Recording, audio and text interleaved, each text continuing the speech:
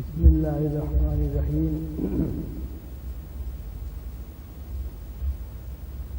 نحمده ونصلي على رسوله الكريم ونقيم الصلاة لذريتي ربنا وتقبل دعاء ربنا اغفر لي ولوالدي وللمؤمنين يوم يقوم الحساب. قرآن پاک میں حضرت ابراہیم علیہ السلام کا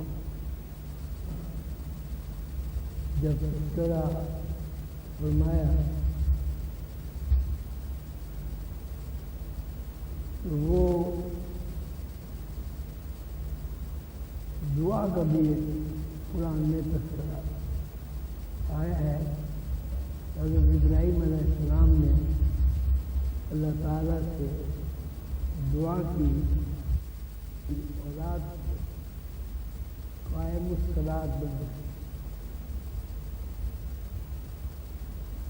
میری اولاد کو، میری نسل کو، میری امت کو اپنی ذات سے تعلق قائم کرنے کی توفیق عطا فرما.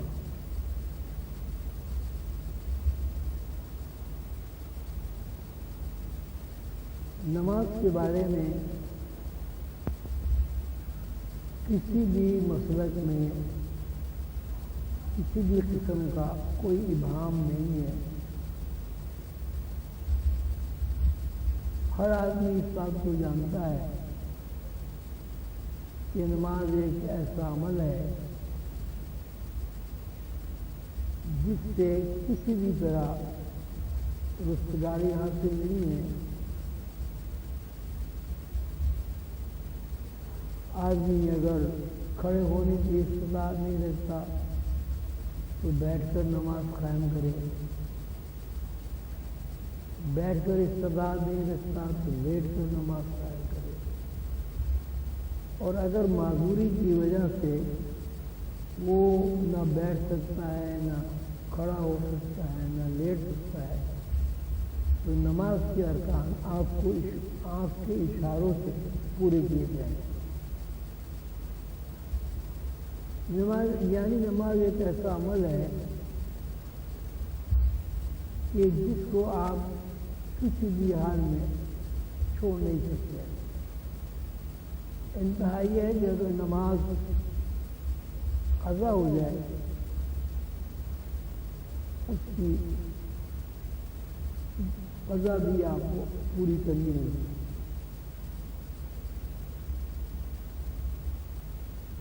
اگر آدمی بیمار ہو جاتا ہے، بیماری میں کوما میں چلا جاتا ہے، اس کے ہوش حواس درست نہیں رہتے، شعوری طور پر وہ معطل ہو جاتا ہے، ایسی صورت میں بھی وہ جب صحت اللہ تعالیٰ اس سے عطا فرما دے تو اسے نماز کی قضا پوری کرنی چاہیے. سوچنا یہ ہے کہ اتنا ضروری عمل کہ جو بندہ کسی بھی حالت میں ترک نہیں کر سکتا، اس کے پیچھے اللہ کی کیا حکمت ہے.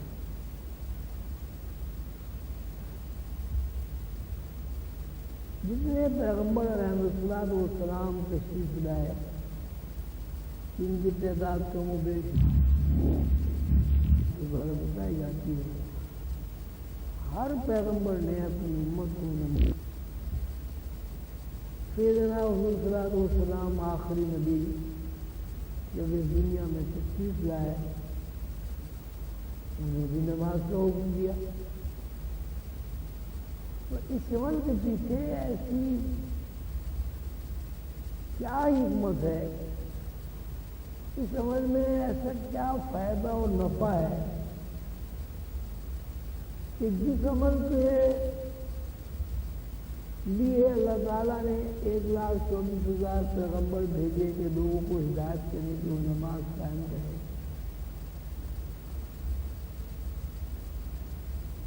تو قرآن پاک کے معنی اور مفہوم پر اگر غور کریں تو اس عمل کی افادیت اور اہمیت کا پتہ چلتا ہے۔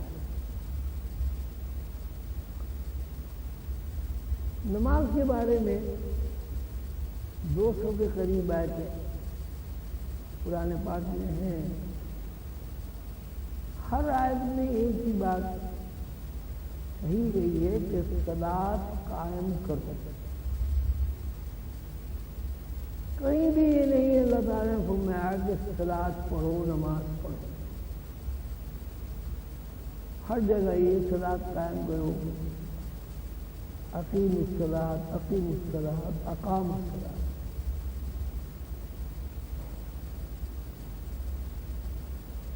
جہاں قرآن پاک کے بارے میں اللہ تعالیٰ ارشاد فرماتے ہیں، وہاں اللہ تعالیٰ کے ارشاد قرآن پڑھو، ورتل القرآن ترتیلا، قرآن پڑھو، ٹھہر ٹھہر کر پڑھو، اس کے معنی پر غور کر کے پڑھو، اس کا مفہوم تلاش کرو۔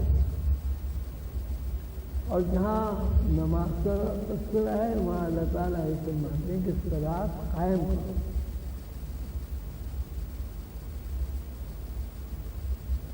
روحانیت میں صلاۃ کا ترجمہ حضور خضر بابا علیہ رحمۃ اللہ علیہ نے واسطہ، ربط اور تعلق کیا ہے۔ صلاۃ کا ترجمہ نماز اس طرح ہو گیا، یہ الگ ایک بات ہے، یعنی اللہ تعالیٰ سے تعلق قائم کرو، اللہ تعالیٰ سے ربط قائم کرو۔ اللہ تعالیٰ سے ربط قائم کب ہو سکتا ہے؟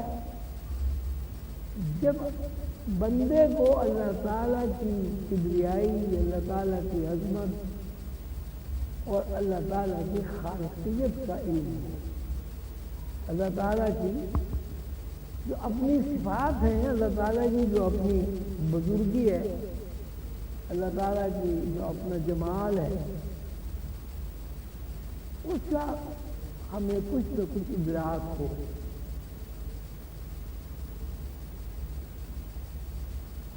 نماز کی ارکان پر جب غور کیا جاتا ہے تو شروعات وضو سے ہو۔ جس طرح کوئی بندہ کسی حاکم کے سامنے، بادشاہ کے سامنے پیش ہوتا ہے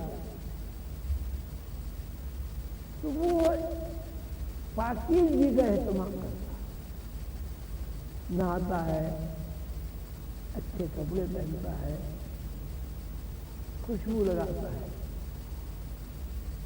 آداب مجلس کا خیال رکھتا ہے، اور پھر وہ بادشاہ کی خدمت میں حاضر ہوتا ہے۔ اور اگر وہ ان آداب مجلس کا خیال نہیں رکھتا تو بادشاہ کے جو دربان ہیں اس کے دربار میں جانے ہی نہیں دیتے۔ شادی بیاہ کی تقریبات ہوتی ہیں، اس میں بھی آدمی غسل کرتا ہے، اچھے کپڑے پہنتا ہے، خوشبو لگاتا ہے۔ یعنی انسان کی ایک عادت اور مزاج ہے کہ جب وہ کسی مخصوص ماحول میں جاتا ہے تو اہتمام کرتا ہے، زینت کا اہتمام کرتا ہے، پاکیزگی کا اہتمام کرتا ہے۔ کہ جب کوئی بندہ نماز کے لیے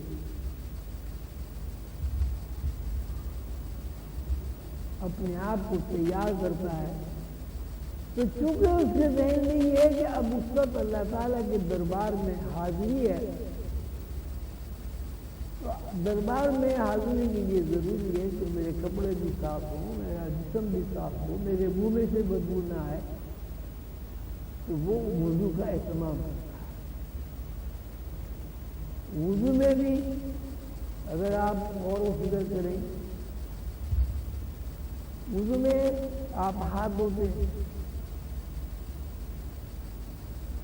تو جسم کا جو کھلا ہوا حصہ ہے وہ ہاتھ ہے، اس میں مٹی بھی پڑ سکتی ہے، مکھی بھی بیٹھ سکتی ہے، کئی جگہ بے جگہ ہاتھ جب آپ لگاتے ہیں تو ہاتھ ناپاک بھی ہو سکتا ہے. تو سب سے پہلے آپ ہاتھ دھوتے ہیں. ہاتھ دھونے کے بعد آپ کلی کرتے ہیں. کلی میں بھی یہی ہے, آپ نے کھانا کھایا ہوا ہے تو منہ سے بدبو آئے گی, لہسن کھایا ہوا ہے تو منہ سے بدبو آئے گی. اگر آپ نے دانت صاف نہیں کیے تب بھی منہ سے آپ نے دیکھا ہوگا بھپکے آتے ہیں اور بڑی شدید بدبو آتی ہے. ناک کا بھی یہی ہے کہ ناک میں بھی میل کچید ہوتا ہے, مٹی بن جاتی ہے. پھر آپ چہرہ دھوتے ہیں, 3 دفعے چہرہ دھوتے ہیں. یعنی جسم کے جو حصے کھلے ہوئے رہتے ہیں, جو گرد و غبار سے آلود ہو سکتے ہیں, آپ ان کی صفائی کریں. سر بھی دھوتے ہیں, مسا جو ہے وہ ایک طرح سے دھونے کے. گردن یہ بھی کھلی ہوتی ہے, اس میں بھی مٹی ہو, گرد و غبار پسینے کی بدبو ہو سکتی ہے.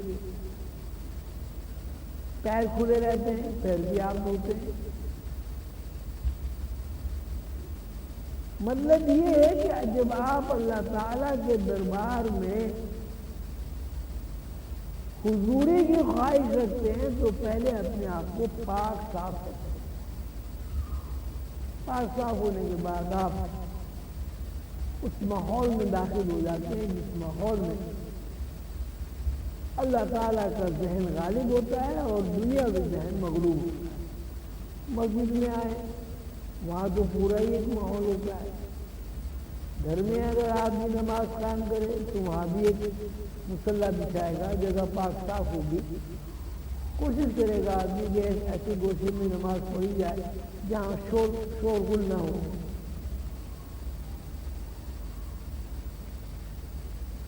مطلب یہ ہے کہ انسان بہت بڑے بادشاہ کے دربار میں جانے کے لیے تیاری کرتا ہے, اور وہ دربار میں پہنچ جاتا ہے, کھڑا ہو جاتا ہے. کھڑا ہونے کے بعد سب سے پہلے جو وہ جملہ ادا کرتا ہے, اعلان کرتا ہے, زبان سے پکارتا ہے, وہ یہ ہے اللہ اکبر. یعنی وہ اس بات کا اعلان کرتا ہے کہ میرے لیے اب کوئی ذات ایسی نہیں ہے جس کو میں بڑا مانتا ہوں. بڑی ذات صرف اور صرف اللہ کی. اللہ بڑا ہے. سوچنے کی بات یہ ہے کہ جب آپ نے ایک دفعہ یہ کہہ دیا کہ اللہ بڑا ہے اور اس سے بڑا کوئی بھی نہیں, آپ کو اگر کسی دوسری چیز کا خیال آ جائے تو اس کا مطلب یہ ہوا کہ آپ نے جو یہ کہا کہ اللہ بڑا ہے, آپ اپنے آپ کو دھوکہ کرتے ہیں. جب آپ نے اللہ کو بڑا کہہ دیا, اب کسی اور چیز کا خیال آ گیا تو بڑی تو وہ ہو گئی. اللہ بڑا ہے. اللہ بڑا ہے. اگر اللہ بڑا کہنے کے بعد کسی اور بات کا خیال آ گیا, بیوی کا خیال آ گیا, بچے کا خیال آ گیا, والدین کا خیال آ گیا, یا اپنی صحت کا خیال آ گیا, اس کا مطلب یہ ہے کہ آپ نے اللہ کے بڑائی کا حق پورا نہیں کیا. اللہ کو بڑا کہنے کا جو حق آپ کے اوپر عائد ہو گیا آپ کے اعلان کے بعد, آپ نے اسے پورا نہیں کیا. اس کے بعد آپ ہاتھ اٹھا لیتے ہیں. آپ نے سنا بھی ہوگا, دیکھا بھی ہوگا کہ ہاتھ اٹھانے کا مطلب یہ ہے کہ میں نے اپنی شکست تسلیم کر لی. میں نے اپنے آپ کو تمہارے رحم و کرم پر چھوڑ دیا. مثلا لڑائی میں جب شکست ہوتی ہے تو فوجی ہاتھ اٹھا لیتے ہیں. جب فوجی ہاتھ اٹھا لے تو دوسرا فوجی اس پہ حملہ نہیں کرتا, اس کو گولی نہیں مارتا. یعنی اس نے اپنی شکست تسلیم کی. دال صاحب دیگر اس نے اس بات کو تسلیم کر لیا کہ میری حیثیت اب کچھ نہیں, مجھے پکڑ لو, قید کر دو, میرے پیر میں رسی ڈال دو، کچھ بھی کر دو، میری اپنی دنیا۔ تو پہلا اسٹیج تو یہ ہے کہ بندے نے اللہ اکبر کہہ کے زبانی اقرار کیا کہ اللہ سے بڑا کوئی نہیں، ہاتھ اٹھا کر اپنے آپ کو سرنڈر کر دیا کہ میری کوئی حیثیت نہیں، یعنی آپ اس میں بندے نے اپنے آپ کی نفی کی۔ اس کے بعد وہ ہاتھ باندھ لیتا ہے۔ ہاتھ باندھنے کا مطلب بھی نہیں ہے کہ آپ نے کسی ہستی کی حاکمیت کو تسلیم کر کے اپنے آپ کو محکوم بنا ہاتھ جو آپ کا دل چاہے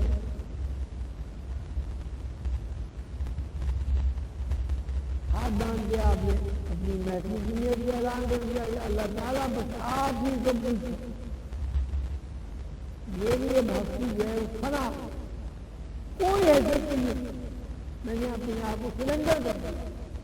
عملاً ہاتھ اٹھا کر اپنی شخص کا اعتراف کر لیا، عملاً ہاتھ باندھ کے اپنی محکومیت کا اعتراف کر لیا، اور قولاً زبان سے اللہ اکبر کہہ دیا، آپ کی بڑائی کا اقرار۔ اس کے بعد سبحانک اللہم پڑھتے ہیں۔ سبحانک اللہم کا مطلب یہ ہے کہ آپ کی ذات پاک ہے، آپ ہر شے سے مبرہ ہیں، غلطی سے ہر شے سے آپ مبرہ ہیں، پاک ہے آپ۔ سبحانک اللہم، آپ کی ذات پاک ہے،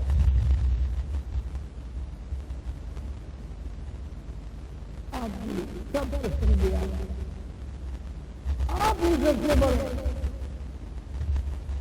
اور آپ کے علاوہ کوئی معبود نہیں، آپ کے علاوہ کوئی معبود نہیں۔ یعنی اگر عبادت کسی کی ہو سکتی ہے تو صرف اور صرف آپ کی پورا علاقہ ہوگا، اور آپ کے علاوہ جو ہے کوئی پانی ملے بھائی آج کوئی عبادت کے لائق، عبادت کے لائق نہیں۔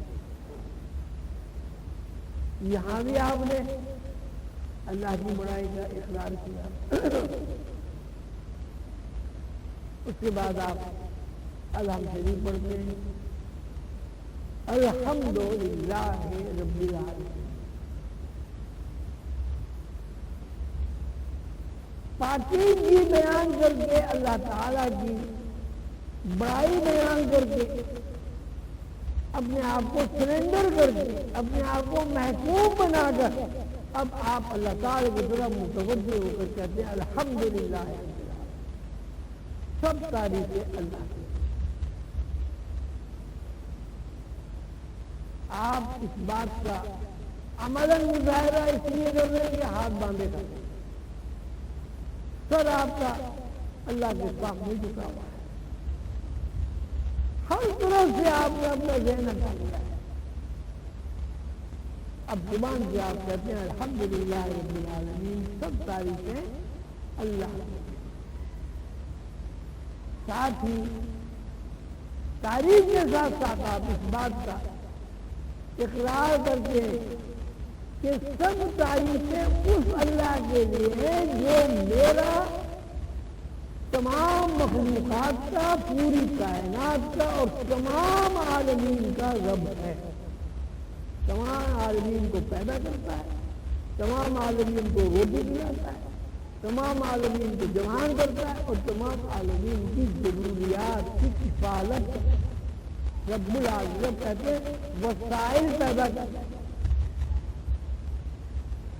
انسان پیدا ہوتا ہے،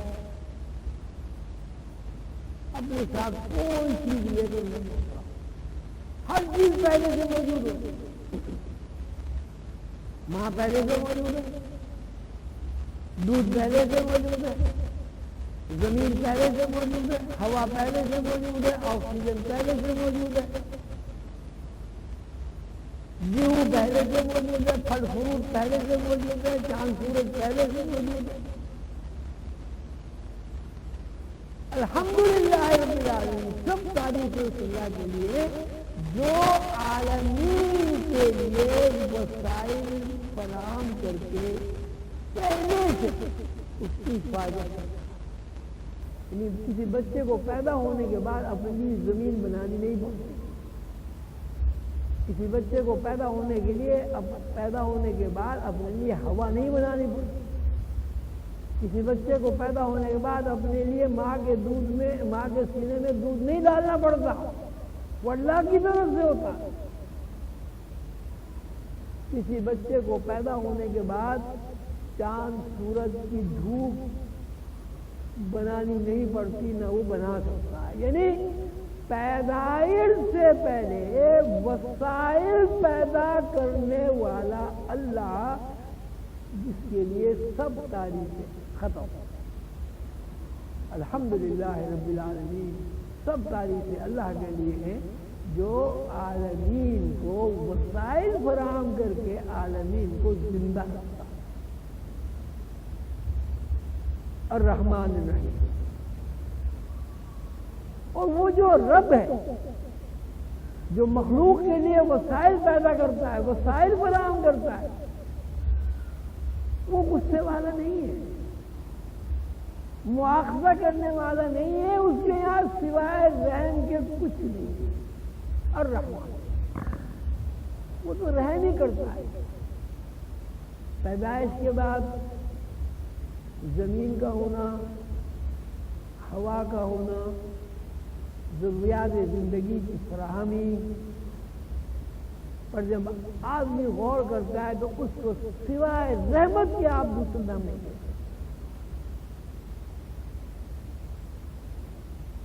اس کے بعد آپ پوری سورت پڑھ کے کوئی قرآن شریف کی کوئی سورت پڑھتے ہیں، پھر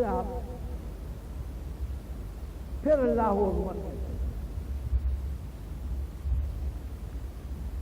آپ کہتے ہیں کہ جس اللہ کی میں نے تعریف بیان کی قولاً اور عملاً، میں پھر اس بات کے اعادہ کرتا ہوں کہ وہی اللہ بڑا ہے. میں نے جو کچھ کہا وہ غلط نہیں کہا. میں نے کوئی ایسی بات نہیں کی جس سے میں مکر جاؤں. میں مکر ہی نہیں سکتا. پھر آپ اللہ اکبر کہتے ہیں. اللہ اکبر کہہ کر آپ جھک جاتے. یعنی آپ کہنا یہ چاہتے ہیں کہ اے اللہ، میں نے تیری تعریف بیان کی، تو نے مجھے اس بات کی توفیق دی کہ اپنے سامنے کھڑا کیا، اپنے دربار میں بلایا، اب میں اس کا پھر شکر ادا کرتا ہوں. اور آپ جھک جاتے ہیں. سبحان ربی العظیم، سبحان ربی. وہاں پھر آپ یہی بات کہتے ہیں، پاک ہے میرا رب، پاک ہے میرا رب جو بڑا ہے، سب سے بڑا. اس کا آپ یادہ کرتے ہیں، 3 دفعے کہیں، 9 دفعے کہیں، 11 دفعے کہیں. منشا یہ ہے کہ آپ نے عملاً اور قولاً جو عمل کیا اس کا آپ دوبارہ اعادہ کرتے ہیں، اس کا اعتراف. اور اس میں بھی یہی ہے کہ آپ پاکی بیان کر رہے ہیں، اللہ کی عظمت بیان کر رہے ہیں، اللہ کی بڑائی بیان کرتے ہیں. اب پھر آپ کھڑے ہو جاتے ہیں. کھڑے ہو گئے پھر آپ کہتے ہیں سمیع اللہ لمن حمدہ. اللہ ہی سنتا ہے، اللہ ہی کے لیے سب تعریفیں ہیں. اور آپ پھر اللہ اکبر کہہ کے رکوع سجود میں چلے جاتے ہیں. سجدے کا مطلب یہ ہے کہ اب انسان نے اپنی نفی اس طرح کر دی کہ وہ ٹوٹ کر ذرات میں تبدیل.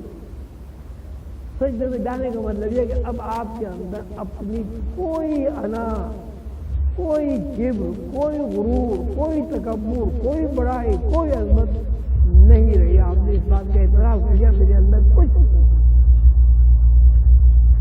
اسی طرح آپ پوری نماز پڑھ لیتے ہیں. سوچنا ہی کہ نماز کی معنویت، نماز کا مفہوم اور نماز کی حکمت تو یہ ہے جو میں نے آپ سے یہ جو کچھ ہم زبان سے کہتے ہیں، کیا ہمارا دل اس میں شامل ہوتا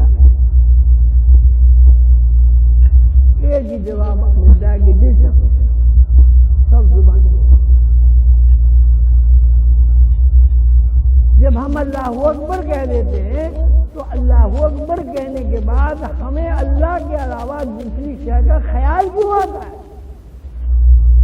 کیا ہم جھوٹے ہیں؟ ہم مکار ہیں؟ ہم اپنے آپ کو دھوکہ دینے والے ہیں؟ آپ کہہ دیں گے صاحب خیال تو آتے ہی ہے، ایمانداری سے بتائیں، جب آپ ملازمت کرتے ہیں یا کوئی کاروبار کرتے ہیں، کوئی سودا خریدنا چاہتے ہیں، کاروباری سوداگر کی حیثیت سے، اس وقت آپ کو کاروبار کے علاوہ یا ملازمت سے متعلق جو آپ کام کر رہے ہیں کوئی اور خیال آتا ہے؟ یہ سوچیے بتائیں، یہ آپ مینیجر ہیں، بینک میں مینیجر ہیں، اگر آپ کو ادھر ادھر کے خیالات اس طرح آنے لگے جس طرح نماز میں آتے ہیں تو آپ کی منیجری کتنے دن چلے گی؟ سوچنے کی بات، خدا نہ خاصا بیٹا بیمار ہے، بیوی بیمار ہے، شوہر بیمار ہے، کیا شوہر کے علاوہ، بیوی کے علاوہ، بیٹے کے علاوہ کوئی خیال آتا ہے؟ ایک ہی خیال آتا ہے کہ یہ کسی کا ٹھیک ہو جائے، کون سا ڈاکٹر ہو، کیا دوا ہو، کس طرح کریں، کیا کریں؟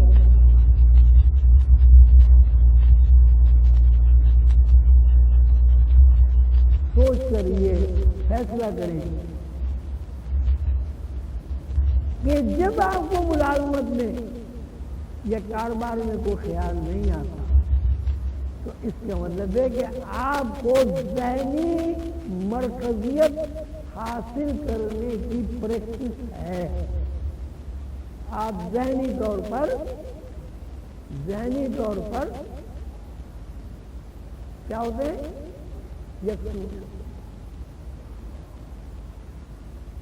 کاروبار میں آپ یکسو ہو جاتے ہیں، بچے میں آپ یکسو ہو جاتے ہیں، بیوی میں آپ یکسو ہو جاتے ہیں، سفر کر رہے ہیں تو آپ یکسو ہو جاتے ہیں، اور یکسوئی نہیں ہوتی تو اللہ کے ساتھ یکسوئی نہیں ہوتی، جبکہ آپ قولاً بھی کہہ رہے ہیں اور عملاً بھی اپنی شکل و صورت بنا رہے ہیں، کھڑے ہیں ہاتھ باندھے۔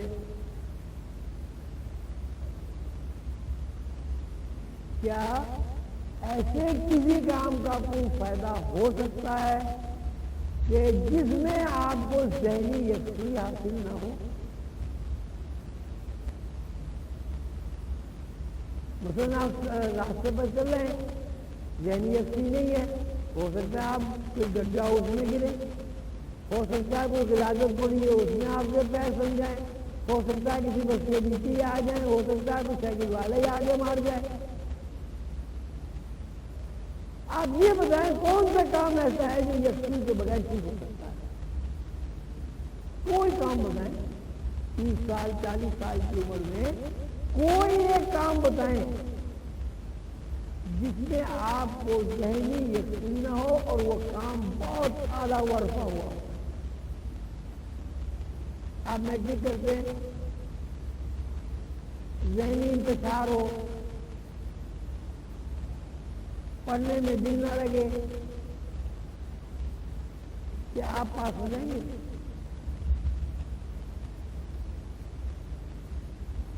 کیوں بھائی؟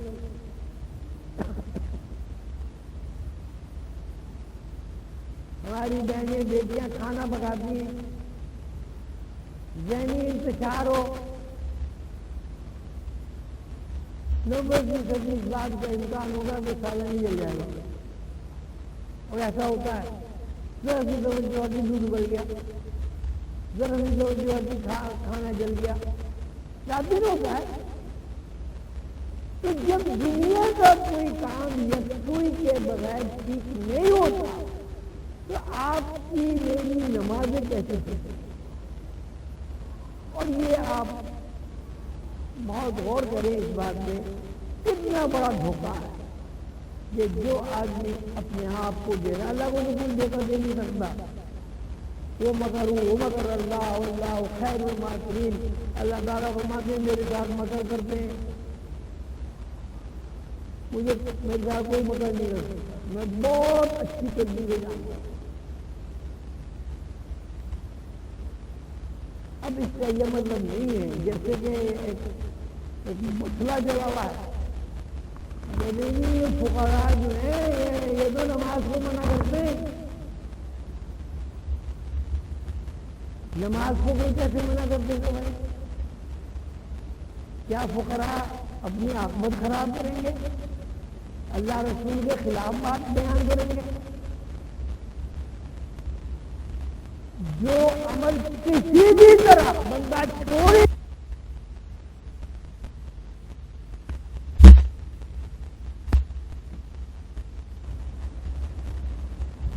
تم پاکیزہ ہو گئے ہو، وضو کر لیے، مصلی پہ کھڑے ہو گئے ہو، مسجد میں آ گئے ہو، 50% کام تو آپ نے پورا کر لیا.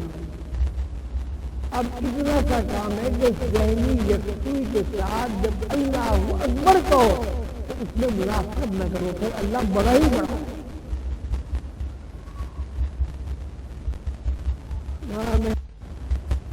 وہاں میں نے وہ آیت پڑھی ہے نا، رایت الذین یقولون الدین فلائق الذین دون الدین ولا ينظر طعام المسكين فويل للمصلين الذين هم عن صلاتهم ساهون.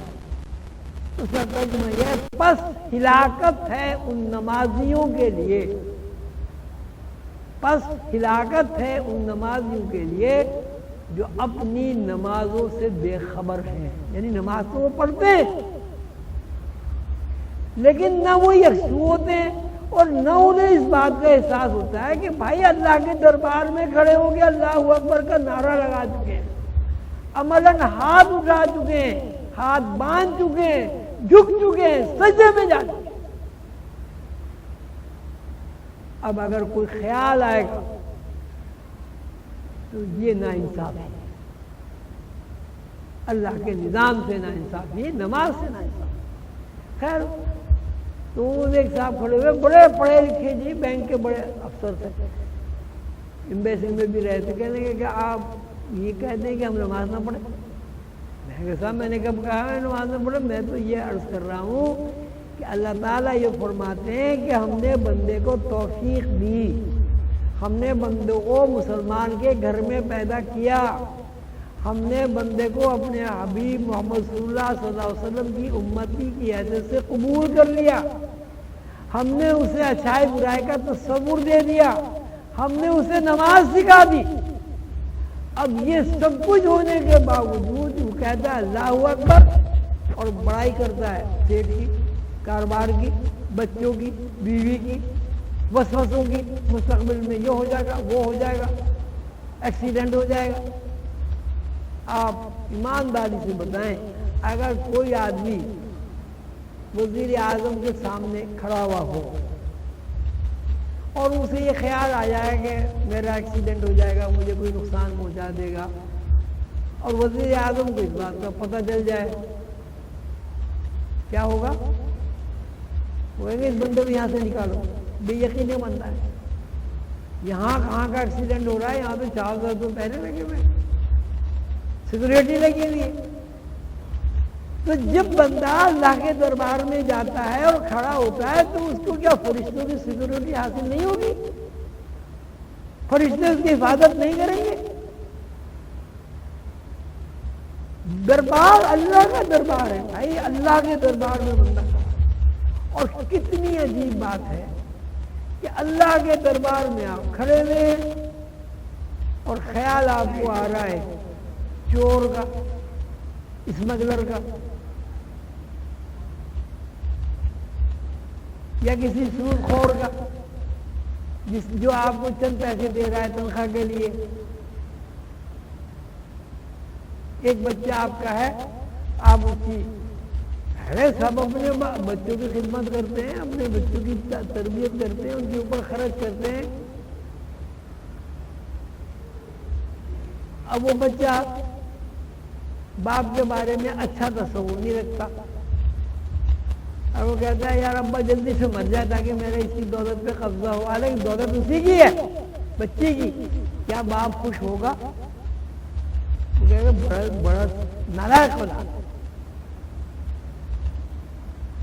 اللہ نے آپ کو پیدا کیا، اللہ نے آپ کو بڑا کیا، اللہ نے آپ کو عقل دی، اللہ نے آپ کو اسلام کی دولت سے نوازا، اللہ نے آپ کو اپنے محبوب بندے محمد رسول اللہ صلی اللہ علیہ وسلم کی امتی بنایا،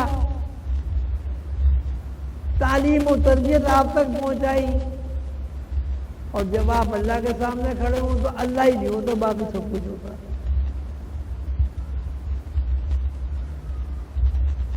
اب آپ یہ بتائیے کہ اس عمل سے ادبار ہوگا یا رحمت ہوگی؟ غور کر کے بتائیں بھئی ادبار پڑے گا رحمت ہوگی؟ وہ ہے سارے مسلمان قوم پہ ادبار پڑا ہوا، جہاں دیکھو مسلمان کٹ رہا ہے، جہاں دیکھو مسلمان مر رہا ہے، اور مسلمان تو ایسا ہو گیا ہے کہ کسی کو گالی نہ دیں آپ کہتے ہیں مسلمان ہیں، بھائی بس کا۔ یہ سب کیوں ہے؟ یہ سب اس لیے ہے کہ ہمارے عمل میں منافقت آ گئی، ہم جو کچھ کرتے ہیں وہ نہیں ہوتا جو کہتے ہیں۔ اللہ تعالیٰ نے قرآن پاک میں فرمایا قولوا اسلمنا ولما يدخل الایمان فی قلوبکم، یہ لوگ کہتے ہیں کہ ہم مسلمان ہیں، بے شک مسلمان ہیں، لیکن ابھی ان کے دلوں میں ایمان داخل نہیں ہوا۔ ایمان کسے کہتے ہیں بھائی؟ بتاؤ۔ یقین کو۔ یقین کا کیا مطلب ہوتا ہے؟ کہ اس میں آپ رد و بدل نہ کریں۔ اور جب اللہ کے اوپر ہمارا یقین ہے تو نماز میں اللہ کے علاوہ دوسرا خیال کیسے آتا ہے؟ اس کا مطلب ہے یقین ہے۔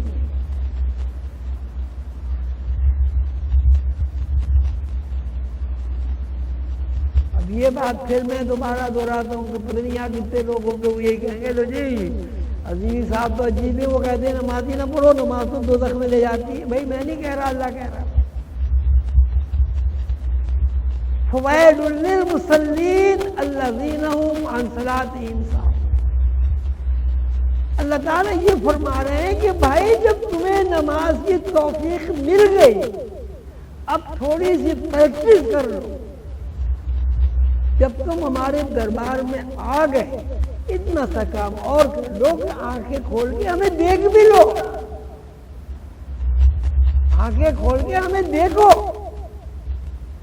آپ کہتے ہیں اللہ تو نظر نہیں آتا، کیسے نظر نہیں آتا؟ اللہ تو خود کہتا ہے نحن اقرب الیہ من حبل الورید، میں تو تمہاری لگے جان سے زیادہ قریب ہوں۔ یعنی انسان جو ہے قریب ترین اپنی جان سے ہوتا ہے۔ جان کے علاوہ کیا ہے انسان؟ یا کچھ ہے؟ جان نکل جائے اس میں ڈیڈ باڈی ہے، وہ تو ہے ہی کچھ نہیں۔ بھیا میں بیٹھا ہوا تقریر کر رہا ہوں، میری جان نکل جائے ابھی کچھ بھی نہیں، ابھی آپ جلدی جلدی جا کے قبر میں جا کے پھینک آئیں گے، گڈھے میں ڈال جائیں گے۔ تو جان کے علاوہ تو کچھ نہیں ہے نا۔ آپ جو ہیں یہ مادی وجود نہیں ہے، مادی وجود تو اس لیے ہے کہ اس کے اندر جان ہے، اگر جان نہیں ہے تو مادی وجود ڈیڈ باڈی ہے، کچھ نہیں۔ اصل کیا ہے یہاں؟ اللہ تعالیٰ کہتے ہیں میں تو تمہاری جان سے بھی قریب ہوں، اقرب۔ ایک ہوتا ہے قریب، ایک ہوتا ہے اقرب۔ اقرب سے مراد یہ ہے کہ جس کے بارے میں سینٹی میٹر کا بھی کوئی فاصلہ متعین نہیں کیا جاتا، یعنی میرے اور تمہارے درمیان کوئی فاصلہ ہی نہیں ہے۔ بھائی جب اللہ کے اور آپ کے درمیان کوئی فاصلہ نہیں ہے تو اللہ نظر کیوں نہیں آتا؟ اب آپ کی جیب میں 50 روپے پڑے، آپ سے قریب ہے دور ہے؟ کیوں بھائی زور سے بولو؟ آپ جیب کی طرف نظر ہی نہیں ڈالتے، 50 روپے نظر آئیں گے؟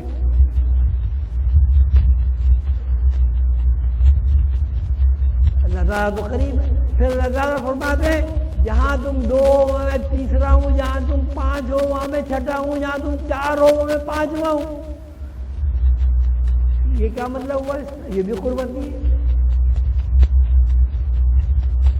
اللہ تعالیٰ تعالیٰ فرماتے ہیں وفی انفسکم فلا تبصرون، میں تمہارے دل میں ہوں، اور عجیب بات ہے کہ تم مجھے دیکھتے نہیں ہو، میری طرف متوجہ نہیں ہوتے۔ وفی انفسکم فلا تبصرون، میں تمہارے اندر ہوں، تم مجھے دیکھتے کیوں نہیں ہو؟ اللہ تعالیٰ جھنجھوڑ ہے، میں اندر ہوں، تم مجھے دیکھتے کیوں نہیں ہو؟ تو اللہ کو دیکھنا کیسے ممکن نہیں ہے؟ آپ کہتے ہیں اللہ کو کوئی نہیں دیکھ سکتا، کیسے نہیں دیکھ سکتا بھائی؟ کیا قرآن کی تعلیمات تو آپ نظر انداز کر دیں گے؟ هو الاول هو الاخر هو الظاہر هو الباطن، اللہ کہتا ہے کہ میں ہی تمہاری ابتدا ہوں، میں ہی تمہاری انتہا ہوں، میں ہی تمہارا ظاہر ہوں، میں ہی تمہارا باطن ہوں۔ یہ بھی قربت کا ہی ایک اعلان ہے۔ پھر اللہ فرماتے ہیں الا انہ بکل شیء محیط، کہ اللہ نے ہر شے کو احاطہ کیا ہے۔ ایک دائرہ ہے وہ اللہ ہے، اس دائرے میں ہر شے میں انسان بھی آ گیا۔ ایک دائرے میں آپ کو بٹھا دیا جائے، اب آپ کہیں جی مجھے تو دائرہ نظر ہی نہیں آتا، کیوں نہیں نظر آتا؟ آپ دیکھتے نہیں ہیں۔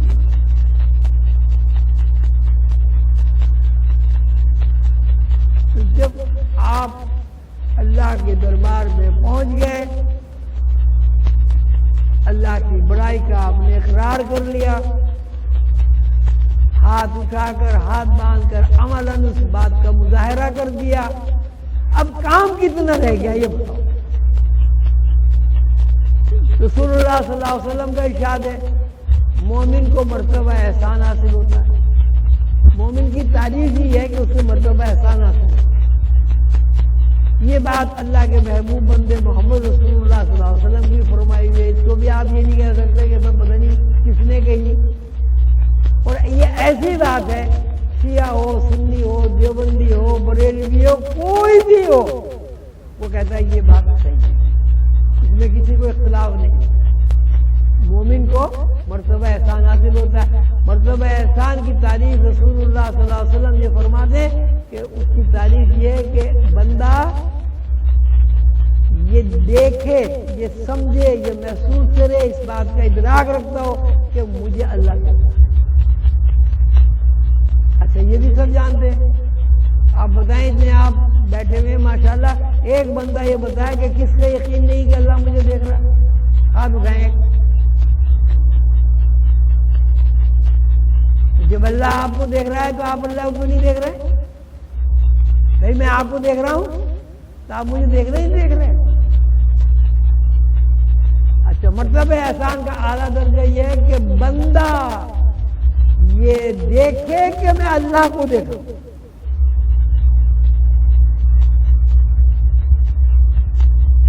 اب نماز کا مفہوم اور منشا کیا ہوا بتائیں میں؟ بھائی نماز جو فرض ہے، یہ ساری اتنی بڑی رام کہانی آپ کو سنائی، نماز کا مفہوم اور منشا کیا ہے؟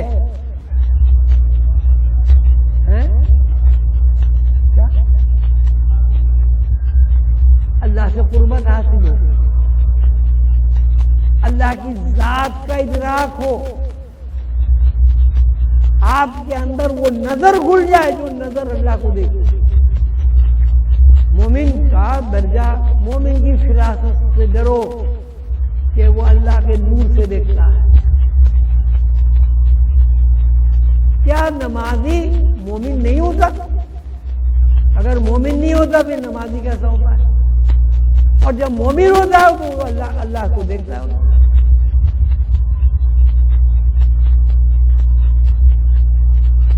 بات آپ کی سمجھ میں آ گئی؟ کوئی ابہام تو نہیں رہا؟ اس کا خدا نخواستہ یہ مطلب تو نہیں کہ میں نے یہ تبلیغ کی کہ نماز نہ پڑھو۔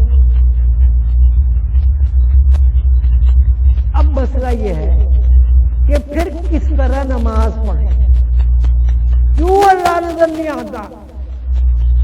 اللہ کو دیکھنے کا کیا طریقہ اختیار کریں؟ یہی مسئلہ رہ گیا نا۔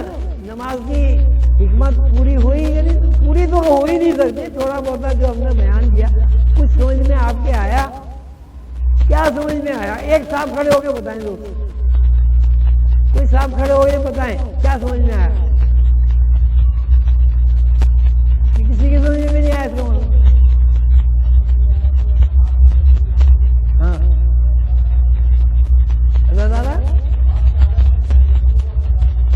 اللہ تعالیٰ کی طرف ہو اور دنیا کا کوئی خیال نہ، اور اللہ تعالیٰ کو آدمی نماز میں دیکھے، یعنی جب آپ دربار میں جا رہے ہیں بادشاہ کو نہیں دیکھا تو دربار میں جانا کہاں ہوا؟ بھائی بادشاہ کے دربار میں کیوں جاتے ہیں؟ بادشاہ نظر آئے، اچھا بادشاہ موجود ہے، اس لیے دیکھیں میں نے اتنی ساری آپ کو آیتیں پڑھ کے سنائی کہ اللہ رگے جان سے زیادہ قریب ہے، اللہ نے احاطہ کیا ہوا ہے، اللہ کہتا ہے میں تمہاری ابتدا انتہا ہوں، جہاں تم دو ہو میں تیسرا ہوں، اللہ یہ بھی کہتا ہے میں تمہارے اندر ہوں، تم مجھے دیکھتے کیوں نہیں ہو؟ رسول اللہ صلی اللہ علیہ وسلم یہ فرماتے ہیں کہ مومن تو دیکھتا ہی اللہ کی طرف سے، تو اللہ کو دیکھ سکتے ہیں بندے قرآن کی روح سے۔ اب اس کا جو مؤثر ترین ذریعہ ہے اللہ کو دیکھنے کا وہ نماز ہے، اور وہ نماز اس لیے مؤثر ترین ذریعہ ہے کہ حضرت ابراہیم علیہ السلام سے لے کے حضور پاک صلی اللہ علیہ وسلم تک ہر پیغمبر نے اپنی امت سے نماز پڑھی ہے۔ کہیں آپ کو یہ نہیں ملے گا کہ حضرت عیسیٰ کے زمانے میں نماز نہیں تھی، موسیٰ کے زمانے میں نماز نہیں تھی، ابھی بھی ہے۔ عیسائی ابھی بھی جو بھی کرتے ہیں اس کو کہتے تو وہ نمازی ہیں، یہودی جو کچھ پڑھتے ہیں اسے بھی وہ نماز کہتے ہیں، جتنے اور مذہب ہیں ان سب میں کسی نہ کسی طرح اللہ کی طرف رجوع کرنے کا کوئی نہ کوئی طریقہ رائج ہے، وہ طریقہ ہی نماز ہے، صلاۃ ہے، یعنی اللہ سے تعلق قائم کرنے کا کوئی نہ کوئی طریقہ ہر مذہب میں رائج ہے۔ کوئی پیغمبر ایسا نہیں آپ کو ملے گا کہ جس نے یہ کہا ہو کہ بھائی اللہ سے دور رہو، ہر پیغمبر نے یہی کہا کہ اللہ سے قریب ہو جاؤ، اور اس نے اللہ سے قریب ہونے کا جو طریقہ متعین کیا اس کو آپ عبادت کہتے ہیں، یعنی عبادت اور نماز ایک ہی بات ہے۔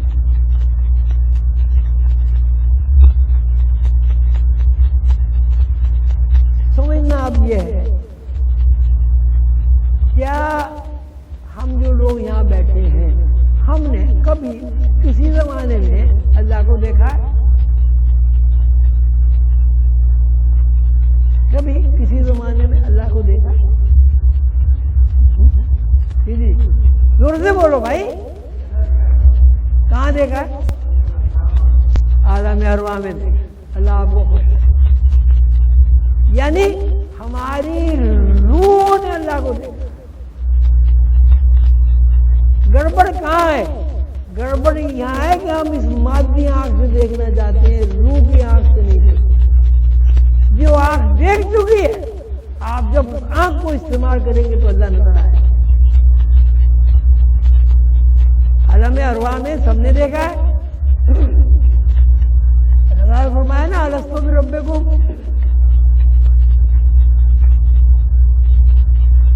کیا میں تمہارا رب نہیں ہوں؟ روحوں نے کیا کہا؟ بھائی یہ تو سب کو پتا ہے، کسی کو پتا نہیں ہے؟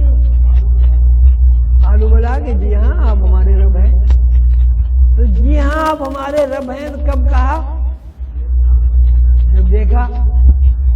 تو آپ یہ بتائیں کہ ہماری جو جان ہے وہ یہ مادی جسم ہے یا روح ہے؟ روح نکل جائے، آنکھ نہیں دیکھ سکتے، روح نکل جائے کان نہیں سن سکتے، روح نکل جائے زبان بات نہیں کر سکتی، روح نکل جائے آپ کسی چیز کو محسوس نہیں کر سکتے۔ اگر محسوس کرتے ہیں تو خبر میں جب جا کے ڈالتے ہیں تو مردہ کیوں نہیں کہتا بھائی مجھے کہاں ڈال کے جا رہے ہو؟ کہا کبھی کسی مردہ کیوں احتجاج نہیں کرتا؟ کیوں احتجاج نہیں کرتا؟ جی جان نہیں ہے، جان روح ہے، اللہ کو دیکھو گی. تو اب آپ اللہ کو اس طرح دیکھ سکتے ہیں کہ وہ جو عالم ارواح میں آپ اللہ کو دیکھو گے اسی روح کی آنکھ کو بیدار کر لیں. جیسی روح کی آنکھ کھل گئی آپ اللہ کو بھی دیکھیں گے, اللہ کے فرشتوں کو بھی دیکھیں گے, اور سیدنا حضور صلی اللہ علیہ وسلم کے دربار میں جب دل جائے گا جائیں گے, کہیں گے الصلوۃ والسلام علیکم. بات روح کی ہے, بات اندر کی آنکھ کی ہے, اس جسم کی نہیں. اور اس جسم کو آپ کتنے ہی پال لیں, پوس لیں, تنخواہی کر لیں, تکڑے ہو جائیں, موٹے ہو جائیں, دبلے ہو جائیں, بالآخر نتیجہ کیا ہوگا؟ کیا نتیجہ ہوگا بھائی؟ نہ آنکھ رہے گی, نہ کان رہیں گے, کچھ بھی نہیں رہے گا, نہ یہ حسن رہے گا. روح سے واقفیت کیا ہم کر سکتے ہیں؟ پھر ایک سوال پیدا ہو, بھائی وہ تو لاکھوں کروڑوں سال پرانی بات ہو گئی, اب تو ہم یہاں آ گئے, روح ہمیں نظر نہیں آتی, جسم ہمیں نظر آتا ہے, تو آخر اس روح کو ہم کس طرح تلاش کریں؟ کیا ہماری زندگی میں کوئی ایسا عمل دخل ہے کہ جس میں یہ مادی وجود کام نہ کرتا ہو, خالی روح کام کرتی ہو؟ تلاش کریں گے نا اس کو. آپ کی مادی زندگی میں یہ بات ہے, آپ سو جاتے ہیں, مادی وجود بیکار ہو. تو سونے کے بعد آپ زندہ کس طرح رہتے ہیں؟ اب مادی وجود تو آپ کا ختم ہو گیا نا, سونے کے بعد آپ زندہ کس طرح رہتے ہیں؟ روح سے رہتے ہیں بھائی. تو اس کا مطلب یہ کہ مادی وجود کے بغیر بھی 24 گھنٹے میں 12 گھنٹے آپ روح کے ساتھ رہتے ہیں. تو جو عمل آپ 24 گھنٹے میں 12 گھنٹے روح کے ساتھ رہتے ہیں, تو اس روح کو تلاش کرنا کون سا مشکل مرحلہ ہے بھائی؟ یہ ہے آپ خواب کی زندگی کو بیداری کی زندگی میں منتقل کریں, مشق کریں, دیجیے روح آپ کے سامنے آ گئی, روح سامنے آ گئی تو سارا مسئلہ ہی حل ہو گیا. اگر آپ نے روح کو تلاش نہیں کیا, سب کچھ مادی وجود کو ہی آپ سمجھتے رہے, تو ساری زندگی ضائع. اس لیے مرنے کے بعد بھی ایک اور زندگی, یہ بھی ایک ایسا عمل ہے کہ کسی پیغمبر نے یہ نہیں کہا کہ مرنے کے بعد کوئی زندگی نہیں. 1,24,000 پیغمبروں نے, تورات نے, انجیل نے, زبور نے, قرآن نے, اور جتنے بھی صاحب ہیں, سب نے یہ کہا, سب نے یہ بتایا کہ اس زندگی کے بعد ایک اور زندگی. اب بتائیے اس زندگی میں کیا مادی وجود ہوگا؟ تو جب وہاں مادی وجود نہیں ہوگا, وہاں آپ کس طرح زندگی گزاریں گے؟ آپ تو روح سے واقف ہی نہیں ہیں. وہاں کیا بنے گا بھائی؟ کیا کس طرح گزارا کرو گے؟ وہاں تو روح ہی روح ہے. تو اس زندگی کے بعد دوسری زندگی گزارنے کے لیے بھی لازم ہے کہ آپ اپنی روح سے واقف ہیں. روح سے واقفیت حاصل کرنے کا جو مؤثر ترین ذریعہ ہے, جو پیغمبروں نے بھی کیا, تمام اولیاء اللہ نے کیا, وہ مراقبہ ہے. مراقبے کا مطلب ہے کنسنٹریشن حاصل کرنے کا طریقہ, ذہنی یکسوئی حاصل کرنے کا طریقہ, روح کو دیکھنے کا کورس یا سلیبس.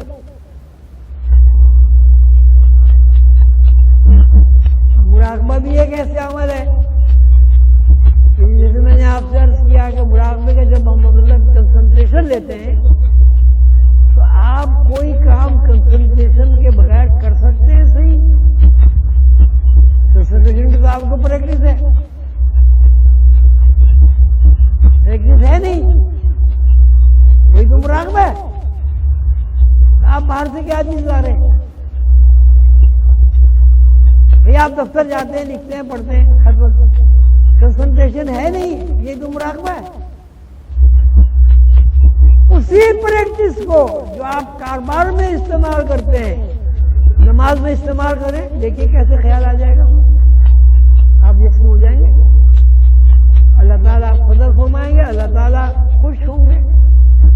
اللہ تعالیٰ قرآن پاک میں ارشاد فرمایا والذین جاہدوا فینا لنہدینہم سبلنا، کہ جو لوگ ہمارے لیے کوشش کرتے ہیں، ہماری طرف بڑھتے ہیں، ہمیں حاصل کرنے کی جدوجہد کرتے ہیں، ہم نے اپنے اوپر لازم کر لیا کہ انہیں راستہ دکھا دیں گے، ہدایت بخش دیں گے، جس راستے سے آئے گا ہدایت دیں گے، روزہ رکھ کے آئے گا ہدایت دیں گے، زکات دے کے آئے گا ہدایت دیں گے، نماز پڑھ کے آئے گا ہدایت دیں گے، سبیل بنا دے گا ہدایت دیں گے، کنواں بنا دے گا ہدایت دیں گے، ہم ہدایت بخش دیں گے اور اس کے اوپر اپنے راستے کھول دیں گے۔ سبلنا، سبل کہتے ہیں راستے کو، اتنے راستے کھول دیں گے کہ جس راستے سے وہ جانا چاہے وہاں اللہ ملے۔ والذین جاہدوا فینا لنہدینہم سبلنا، کہ آپ اے میرے بندو میری طرف بڑھو تو صحیح، کوشش تو کرو۔ تم نے کیسے اپنے اوپر یہ ایک الزام رکھ لیا ہے کہ ہم اللہ کو نہیں دیکھ سکتے؟ کیوں نہیں دیکھ سکتے؟ اللہ کو تو تم دیکھ چکے ہو۔ مرنے کے بعد جو ہمیں حشر ہوگا تم کو پتا ہے، وہاں اللہ کو دیکھو گے، دیکھیں گے، جنت میں جائیں گے وہاں اللہ کو دیکھیں گے۔ کیسے ہم تسلیم کر لیے کہ اللہ کو کوئی نہیں دیکھتا؟ اب اس میں ایک اعتراض یہ ہوتا ہے کہ صاحب حضرت موسیٰ علیہ السلام اللہ کو نہیں دیکھ سکے تو ہماری کیا حیثیت ہے، ہم کیا دیکھیں گے؟ کہتے ہیں نا لوگ۔ میری سمجھ تو ایک بات آتی ہے، آپ مجھے بتائیں کہ حضرت موسیٰ علیہ السلام نے اگر اللہ کو نہیں دیکھا تھا تو بے ہوش کیسے ہوئے؟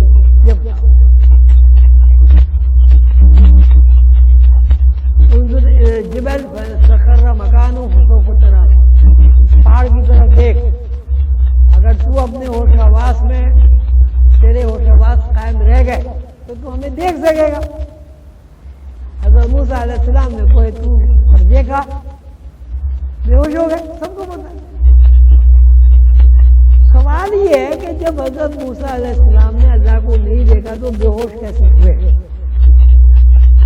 کیوں میں سننے آتی بات؟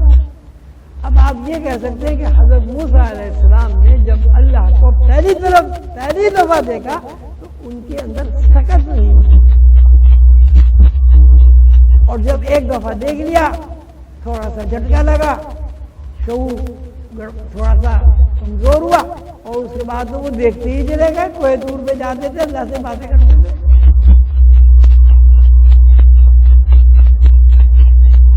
اسی طرح بھائی جو بھی مسلمان حضور کا امتی اللہ کو دیکھنے کی کوشش کرے گا، یہ ہو سکتا ہے کہ پہلی دفعہ آدمی بے ہوش ہو جائے، بے حال ہو جائے، رونے لگے، کچھ ہو۔ اب یہ شب قدر میں لوگ جو جاگتے ہیں ان کی بڑی بڑی عجیب کیفیات ہوتی ہیں۔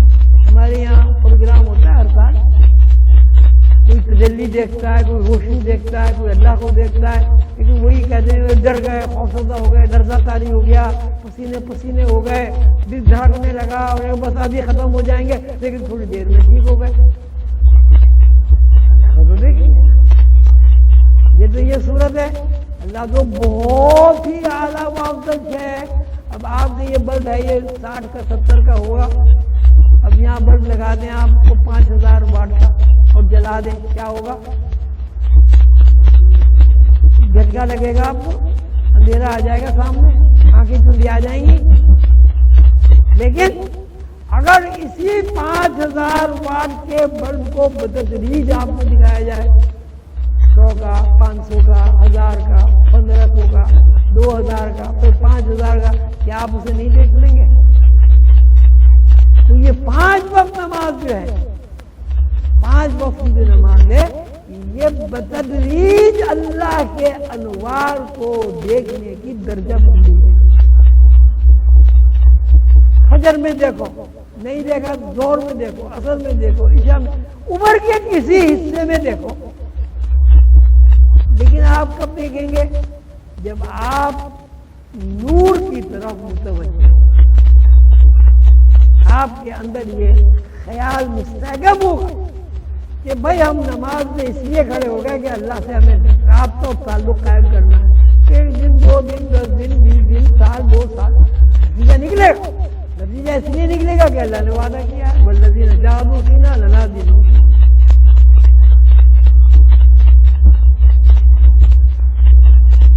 اب ہمیں یہ کام کرنا ہے کہ اللہ کو ڈھونڈنے کے لیے، اللہ کو تلاش کرنے کے لیے اپنی روح کو ڈھونڈنا ہے، اپنی روح سے واقف ہونا ہے۔ رسول اللہ صلی اللہ علیہ وسلم نے فرمایا من عرف نفسہ فقد عرف ربہ، کہ جس نے اپنی روح کو پہچان لیا اس نے اپنے رب کو پہچان۔ روح کو پہچاننے کے لیے آپ اپنے اندر جھانکیں، اپنے اندر ڈھونڈیں، ذہنی یکسوئی حاصل کریں، اور اس کا طریقہ یہ کہ آپ مراقبہ کریں۔ مراقبہ یہاں آپ ہر روز کرتے ہیں، اپنے گھروں میں بھی جا کے کریں، اور ہر جمعے کو کرتے ہیں، اور اس کا طریقہ ہے کہ رات کو سونے سے پہلے یکسو ہو کر ایک گوشے میں بیٹھ کر اور فجر کی نماز کے بعد سورج نکلنے سے پہلے اگر آپ اہتمام کر لیں اٹھنے کا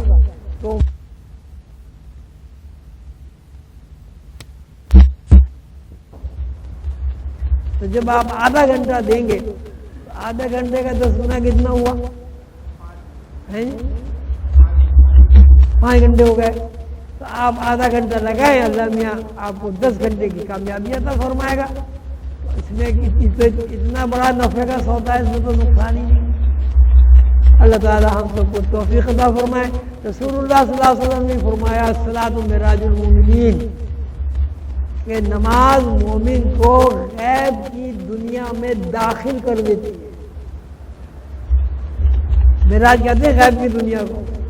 ان الصلاۃ تنہی عن الفحشاء والمنکر، نماز انسان کو فواحشات، منکرات، شیطنت سے محفوظ کر دے، روک دے۔ اب کیوں ہم نہیں رکتے؟ ہم اس لیے نہیں کہ نماز کے آداب ہی پورے نہیں ہوئے،